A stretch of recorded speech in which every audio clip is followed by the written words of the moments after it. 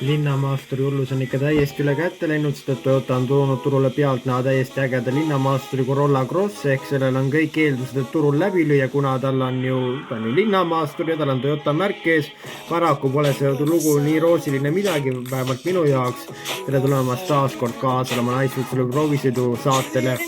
Corolla Cross peaks aitama edasi elus hoida kurikuulsat Corolla brändi, et see ei satuks siis raskustesse ajal, kus kõik tahavad endale ainult linnamaastureid. Samuti peaks ta baseeruma Toyota mudelivalikus CHR-i ja RAV4 vahele ja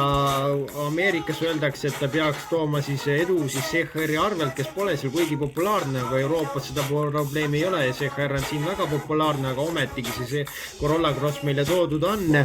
Ja minu meelest on Toyota mudelivalikus juba viimased veerand sajandit eksisteerinud auto nagu RAV4 ja milleks on vaja Corolla Crossi veel kõrvale, mis näeb ka pooleldi välja nagu RAV4. Ma arvan, et siin võiks olla kaks eeldust, miks ta võiks olla RAV4-st parem. Esiteks äkki ta on kuidagi parema optimaalsema suurusega ja äkki ta on odavam. Ei, ta ei ole, tema suuruse on RAV4-ga võrreldes täiesti marginaalne ja paraku ta ei ole ka RAV4-st odavam, vaid on isegi kallim, aga sinna jõuame hiljem. Aga õnneks on tal baasarustusest positiivse külje pealt välja tuues siis palju asju, nimelt on juba seal olemas näiteks roolisoojendus ja Toyota Safety Sense ohutussüsteemiga, ehk siis rajahoidlik kiiruse, kõik tuvastatud asjad ja samuti ka sõidurajas püsimise abisüsteemi ja ruumikusega ka kurta ei saa, tagaistujatel on ruumi lahedalt ja ka pagasruumi mahub kenasti asju.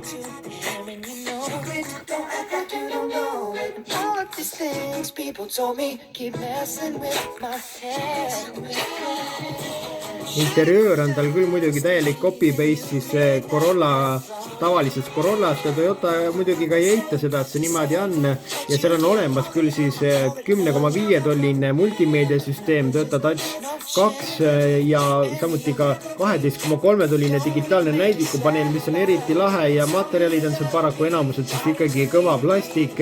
ja kuigi olemas seal kõik istmesoojendused ja roolisoojendus ja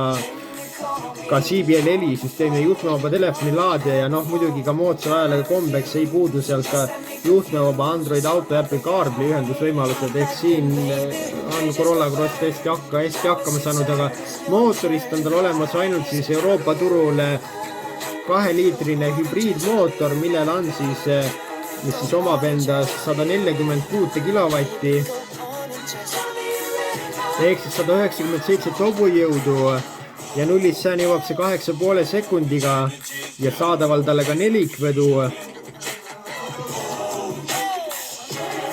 Paraku algavad tema hinnad 33 800 eurost, mis on oma 5000 eurot kallim kui RAV4 ja minu jaoks on täiesti nagu madness, nonsense, ma ei saa nagu aru ja tõepoolest ma mõtlen ikka, et kus kohas see Atlantise kadunud linn siis on ja kas seal Loch Nessi järves seal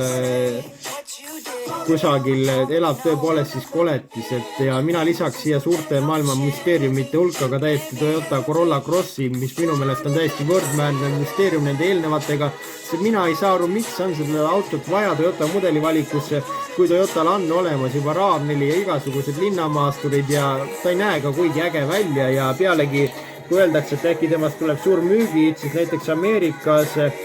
ei ole tema müügiedu polnud ka midagi väga märkimisväärselt, seal müüakse iga kuu mingi 3, 4, 5 tuhat tükki ära, samal ajal kui RAV4 müüakse seal 40 000 tükki kuus, nii et täiesti arusaamatu asi, mina ei ole oma naiskutsuri tegemise jooksul, nende 8 aasta jooksul ja üle 300 saate jooksul ühtegi nii siis kummalist sõidukit näinud, aga selline on müsteerium nimega Toyota Corolla Cross ja meie teiega kohtume juba nädala pärast. Seniks kohtumiseni ilusat suve jätku!